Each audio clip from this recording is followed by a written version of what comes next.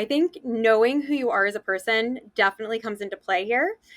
If you have a vision and you've conducted the market research necessary to deem your idea potentially successful, all you really have to do is believe in yourself. I know that sounds super cliche, but I'm telling you, for me, I have this tunnel vision, right? So that everyone and everything that doesn't have to do with my ultimate goal is in my peripherals. And that way I'm able to focus on my goal. I don't think about, the potential of failure. Like, am I nervous? Totally, totally. We all are. It's totally okay to be nervous.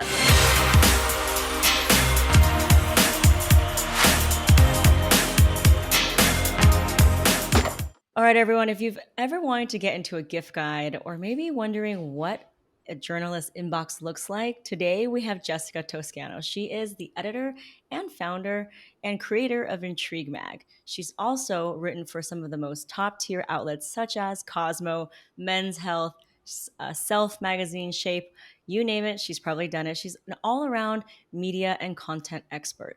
So thank you for being here and answering our questions. I'm so thrilled you're here. Thank you so much, Gloria. I'm so excited to be a part of this.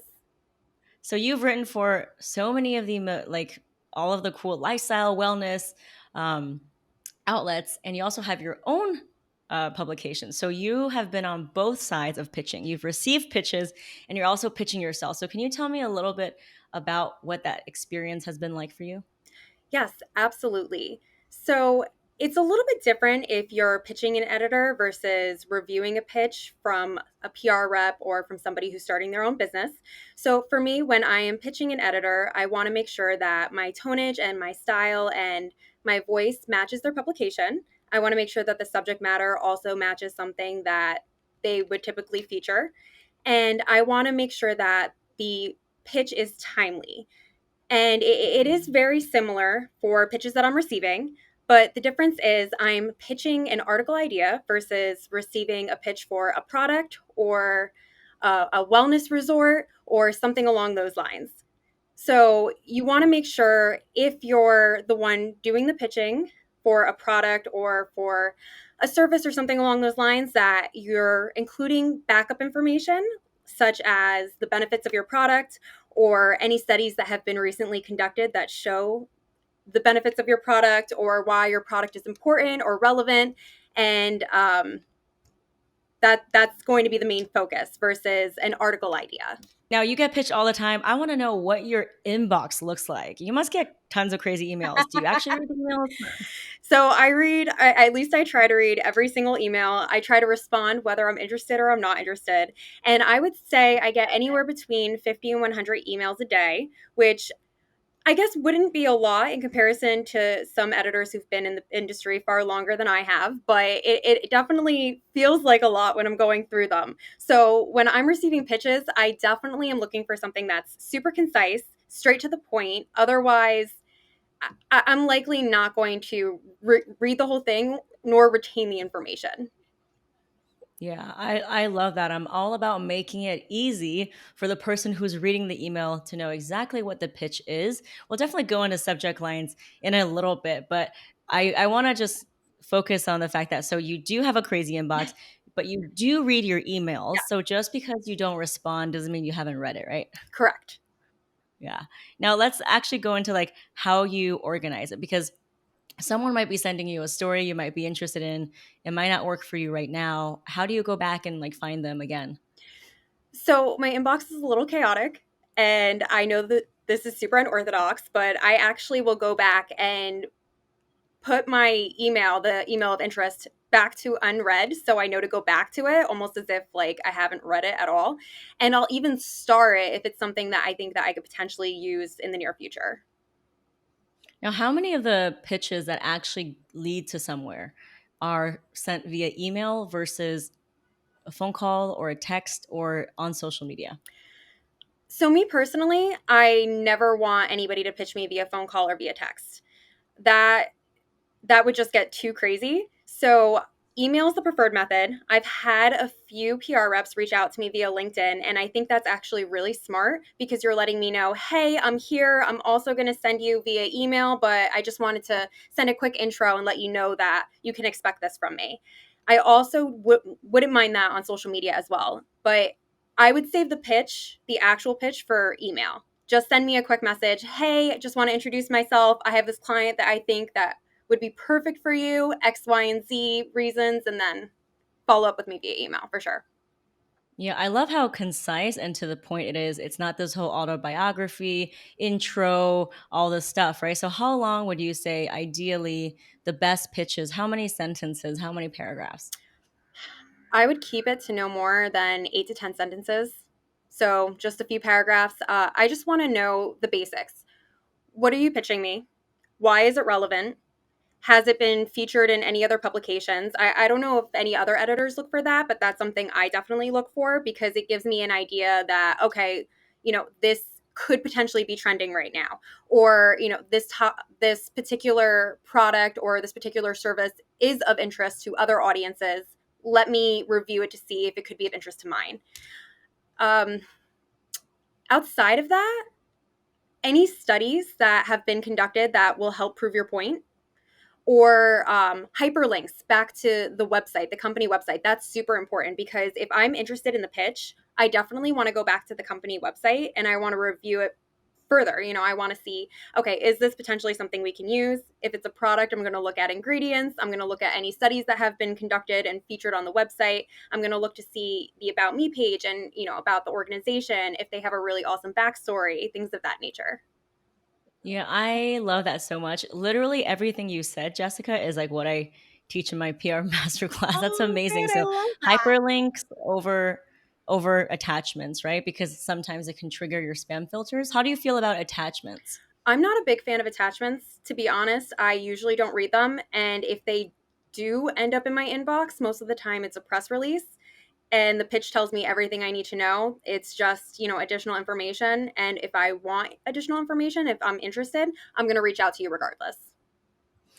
I love it. So you've given us such detailed information about 8 to 10 sentences. Keep it super concise and hyperlinks over attachments.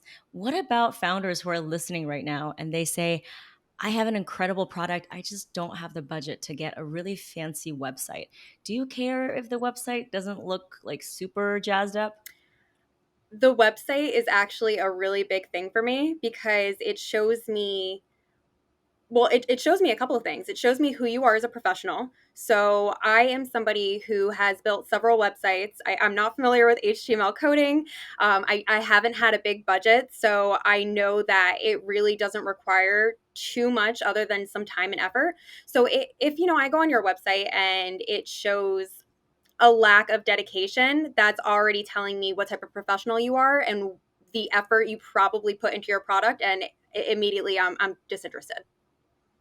Right. So you're saying it's not about how fancy it is, but it has so maybe like a good story or an about section. Like, can it be just kind of plain without anything, but it has a great story?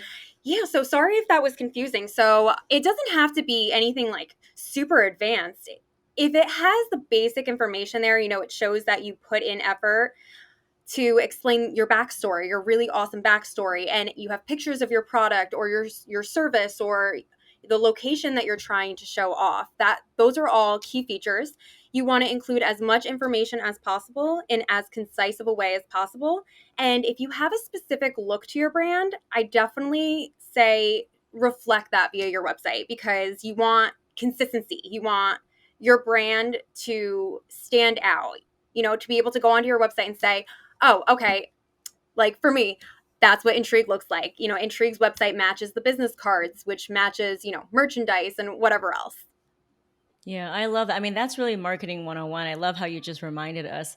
It's not about how fancy it is, but it's the consistency and how strong your brand voice is. So I love that. Now, I want to talk about subject lines. I'm like so focused on subject lines in my PR community because we know that if your subject line is not good, it's just not, the email is not going to get open. So can you talk to me about subject line best practices? I think one of the things you really want to think about when you're creating a subject line is if you're going to go onto a publication's website or you're going to open up a magazine, what interests you? What type of subject is going to stand out to you and make you think, huh, I want to read this article?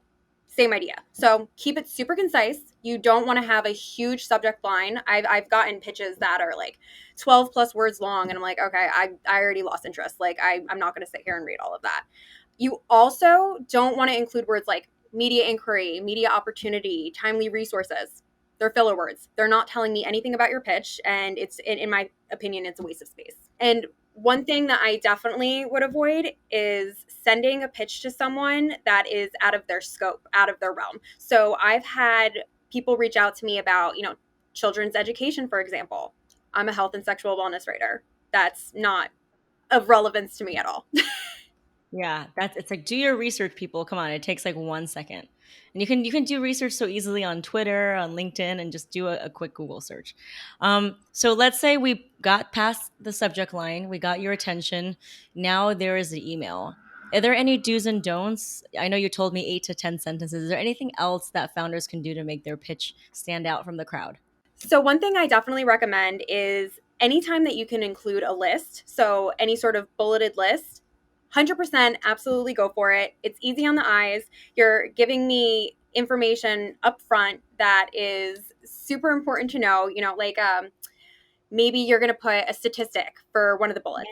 And then in the next bullet, you're going to list key ingredients in the product. That is all super helpful information, and it's not overwhelming to the eyes because it's not all these bulky sentences and paragraphs, and it's still conveying the information that you need to convey. Oh my gosh, I love it. You're validating like everything that I say in my PR community. So thank you for that. Yay. I love bullets. I love threes. What is a good tone or way to kind of close the email that's not an energy of begging, but it's also like a strong ask? One thing that I really do think is important, especially if you're pitching a product, is offering to send samples or high resolution images. Please let me know if you're interested in receiving a sample or a high resolution image. And that's basically saying to the person, I'm really serious about, getting this product into your publication. Definitely consider us. We're going to do everything we possibly can to make it worth your while. So it's worth checking out. I love that. Okay, so that could be very simple. Now, what about if they don't have a product? What if they're a wellness educator? How would they go about offering that to you? I would recommend any time that you can put any sort of background in there. So if there's like a short video clip or something fun that they can click back to, an editor can click back to that's not going to take too much time. That way they can get an idea for like the wellness expert's personality or the is there a 3D video of what a resort looks like, something like that, that's fun and still shows the editor kind of firsthand almost what they're getting into. I think is super helpful. Yeah, I love that. So, I mean, you really receive pitches from whether it's resorts or products or things like that. And I know a lot of our audience are trying to get into a guide, right? So, best products, best something. Yeah. Do you have anything? I know you've also worked on food and drinks guide. Yeah. What is the best way to talk about your product in a way that's not like forcing you to include it, but is really convincing? Okay, so the one thing I actually want to point out is what not to do. I've had a few companies reach out about their really awesome health products, healthy snack bars or this drink is better than soda. And then I go onto the website and I find out that it's misleading. They have ingredients in there that isn't quite sugar, but it's not quite great for you. Do not try to mislead your audience. In my opinion, that's one of the worst things that you can do because us journalists, we're going to do the research and we're going to make sure that it's something that is in line with our audience. It's something that we are being truthful and honest about. So definitely be as honest as humanly possible. And that for me goes a long way. If you honestly say in your pitch, oh, it's not sugar, but it's, a little bit better and X, Y, and Z, then I'm more likely to be like, okay, so this person was honest. Like, yeah, it may not be as bad as sugar. And that's just an example. I'm not saying sugar is bad, but it's a sugar replacement that isn't as bad as sugar, but it's still not great. But I'm being honest with you about it. Like, that'll attract me for sure. And I might not Yeah. be able to use it in like a health guide, but I might be able to use it, somewhere else for people who are cutting out sugar, for example, in another niche article. Yeah. Now, another question that comes to mind is what if you have 5 or 6 products in your company? How do you know which one to pitch to get into a gift or a product guide? I think it has a lot to do with relevance. So I'm going to use a company that I recently worked with as example. They introduced non-alcoholic beer, and a couple of the beers are perfect for summertime. When you think of beer in the summer, you're thinking of Corona. It's light, it's crisp, it's refreshing. You're going to pair it with a lime, and this company happened to introduce a light lime non-alcoholic beer. I mean, they have, like 6 or 7 other flavors, but they introduced that one because it's relevant with the season right now. Yeah, so I love what you said about relevance, right? Because that's something that's so important in my pitching method is how to find that relevance. So do you have another example of someone that led with something that's relevant, even though they had all these other things that they could have pitched? Sure. So during Christmas time and Hanukkah and just around wintertime in general, there are a lot of holiday gift guides, right? And Hmm. I had a company reach out about a blanket. Now, they were advertising other items that they sold, like throw pillows. And I think they might have had, I want to say socks at the time. I can't remember because it was a while back, but they did have other things on their website. But this fall fur blanket was super important because it's around wintertime. Everybody has the heat on, you're getting cold. You want something that's going to warm you up. So, what better way to show somebody that you care about them or that you're thinking of them than to get them like a really awesome heavy duty fall fur blanket that's comfortable? It's going to look pretty on your bed or on your couch. Yeah, I love that. I mean, that's so easy, right? It seems like product guides and gift guides are kind of like low hanging fruit that every founder should try at least once if they have something that's a product. I want to switch over to like the difference between a product based pitch, like a gift guide or a product guide where you're talking about the actual product, and a pitch that's more thought leadership, more about mindset, right? Maybe pitching their own backstory. So, in your experience, like which pitch does better and like when should founders pitch like a personal background story versus like here's my product? That is actually a really awesome question. So I think it really depends on you and what you want people to see more of. Or what your ultimate goal is. Do you want people to go onto your website? Do you want a lot of traffic and you want a lot of people buying your product? Or do you want to represent the fact that you are woman owned or, you come from an Asian Pacific background or something along those lines. Like, what is it that you're trying to highlight?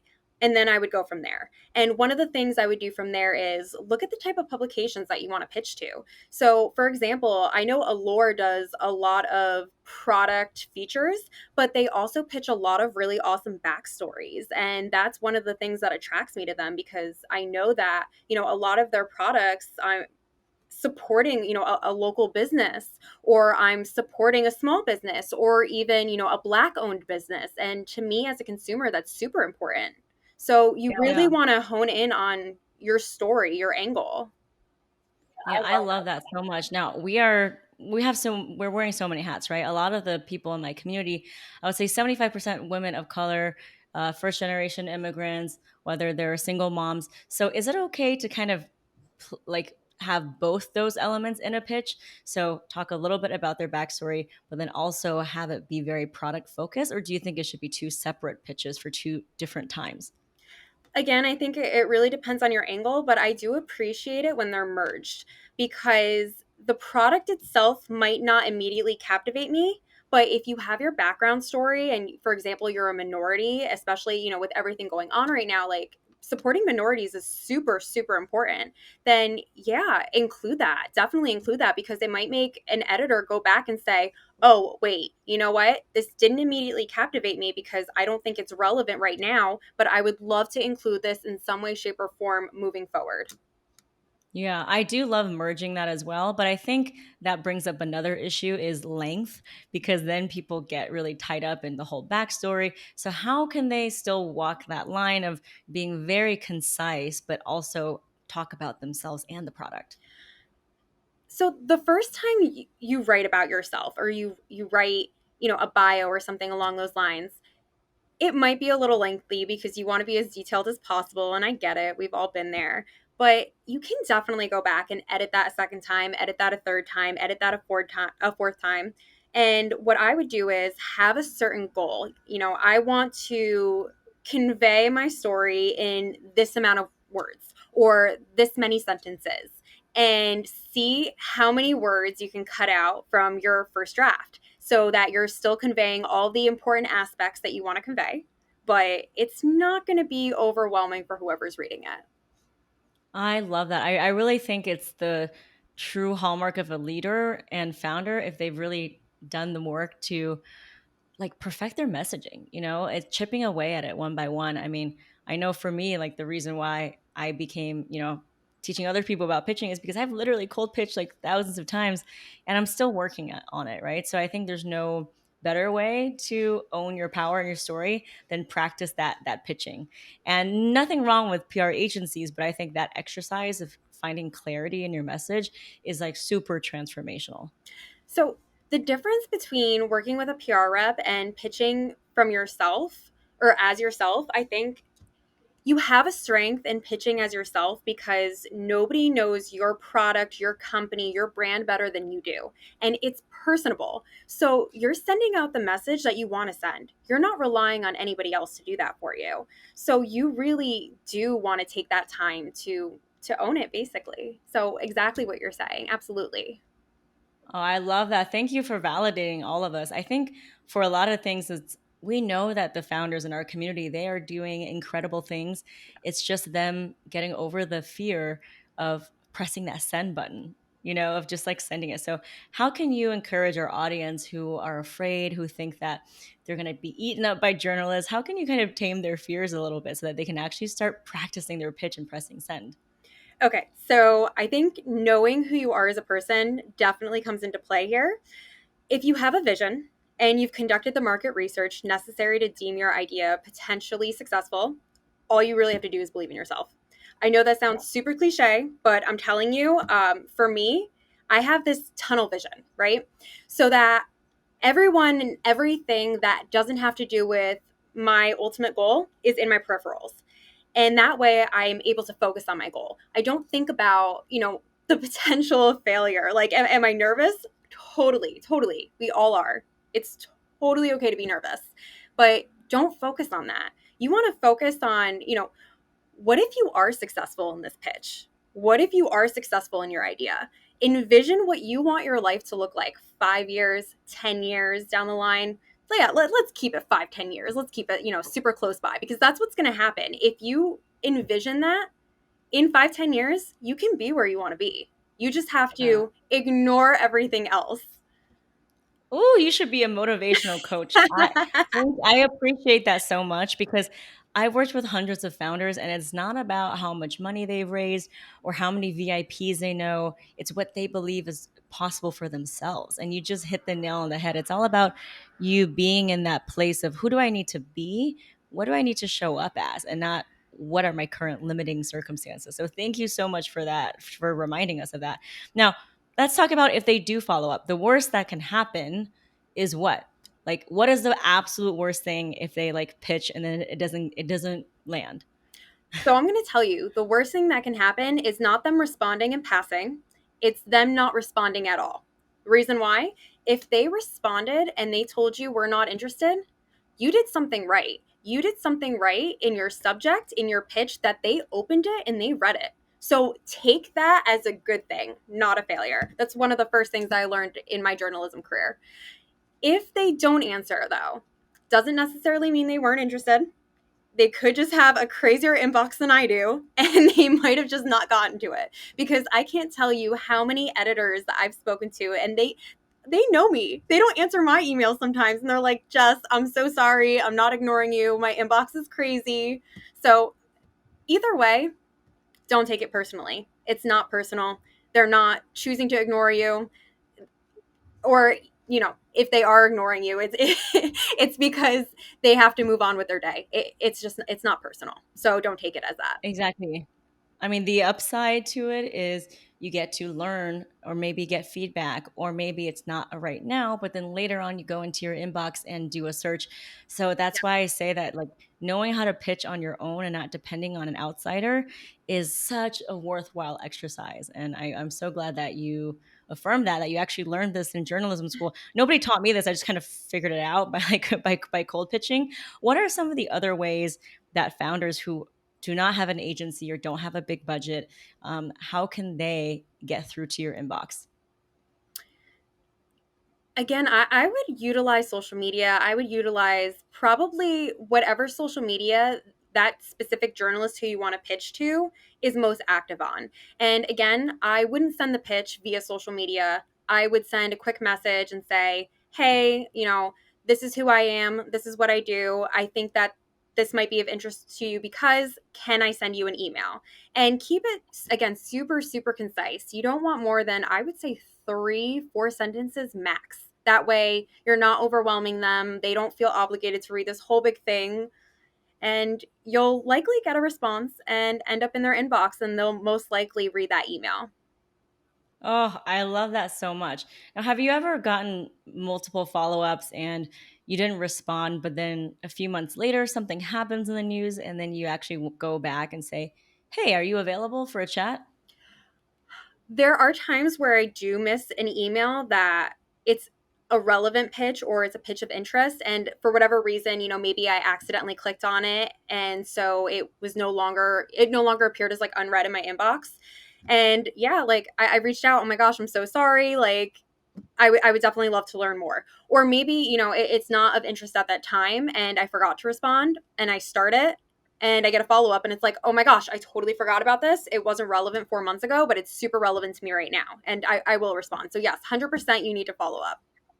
Yeah, I mean, I've never personally or in my community have heard of anyone getting written up about unless they followed up. I mean, especially if you get 100 pitches a day, just imagine. Now, you've given us so many gems. I hope whoever's listening that you come back to this episode because Jessica dropped all the tips for us. So take notes. Before we go, though, I get a lot of questions about timing. So if you want to get into a gift guide that's, like an online publication, when should you pitch that? How far in advance? And is there such a thing as too late to get included in a gift guide? Oh, absolutely. Absolutely. I've had several PR reps mainly reach out to me a week, a week and a half before, a social media holiday or an upcoming holiday and say, hey, I have this client for you. And I'm like, that's great. Consider me for next year because I don't have time to, learn about this product, do the research that I need to research and test it to include it in an upcoming gift guide. So, too late, absolutely. I would rather have somebody reach out to me 4 months in advance than a week before we're getting ready to publish. That being that that there is such a thing as too early, the way it works with digital is a little bit different with print. So for print publications, typically they're piecing together the publication 4 to 6 months in advance, depending on the publication. Whereas with digital, you can pitch something, like a couple weeks before an article goes live, and you can end up in that gift guide. You can end up in that lineup. So it's two completely different worlds. I say it's worth pitching a week in advance anyway, but there's no guarantee ever. So to play it safe, I'd give it like 2, 3 months. I think that's enough time to pitch, follow up, and send out whatever materials you need to send out. That is awesome. So it's always better to be early, right? Just keep pitching. Absolutely, yes. Now tell us a little bit about Intrigue Mag. You've given us so much value here. How can people find you, learn more about what you're building at Intrigue Mag, and what types of stories that they can pitch you? What are you looking for? Yes, absolutely. So, Intrigue Mag is the first digital unisex lifestyle publication, and we are looking for anything in self care, sex and relationships, food, drinks, fitness, and health. And it would be super helpful if it's from a unisex approach, but it doesn't necessarily have to be. And when I say that, I mean if your product can be used on both men and women, but it's not specific to men and women, pitch me. Totally fine. And our age group is 18 to 35. So anything in that realm is our target audience, but anything that can be used for anyone, we would love to hear about it. Ooh, I love that so much. So we're going to be looking out for you. I want to read. I'm very intrigued about intrigued. Actually, I get that a lot. I'm not gonna lie, I kind of love It's it. kind of corny, but oh well, I did it. Oh no. Thank you so much. How can people find you on social media? Yeah, so I am on Instagram, Twitter, and LinkedIn at Ms. J Okay. Toscano. So please follow me, reach out. If you have any ideas, I would love to hear them. If you have any further questions, by all means, like that's what I'm here for. I would love to help you guys out. I love it. I'm gonna have to invite you for our member calls. We do calls every quarter with journalists, and it's in a small group setting where I invite you on as a kind of like a coach, and we actually get to ask you questions in a small group setting and maybe submit pitches. So we're definitely gonna try to get you on that call because I just feel like we just have so many founders who would just love to pick your brain. So No, I absolutely love that. Real quick, like let me just tell you, a lot of what I learned in this industry was firsthand experience, and I love helping people because I there's so much that I wish somebody would have told me when I first started out. And if I could be that person for somebody else, please, that makes me so happy. yes, well, we are cut from the same cloth and we have the same value driven approach. So thank you so much for being on the show, Jessica. And I look forward to reading about intrigue. Well, Gloria, thank you so much for having me. It's been a pleasure.